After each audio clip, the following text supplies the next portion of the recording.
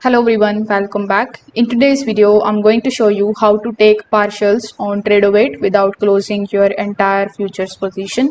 So first of all, on your Tradovate account, you need to make sure that you have the position module available. If you don't have it, you can click on the option of add module. Then among the given options, you can select the positions and then you can just simply drag and drop it over here on your chart.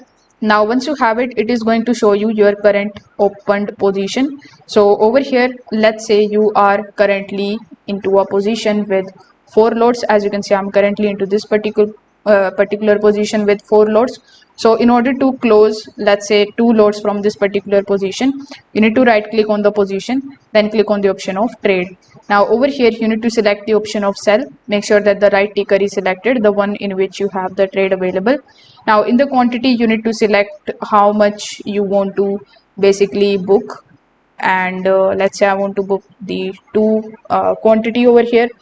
Then in the order type, simply select the option of market order. Over here in the flags, just do not change anything, then click on the option of send. Now as soon as you click on the option of send, you will notice that your quantity is now reduced from 4 to 2. So that's how you can take partials on Tradovate.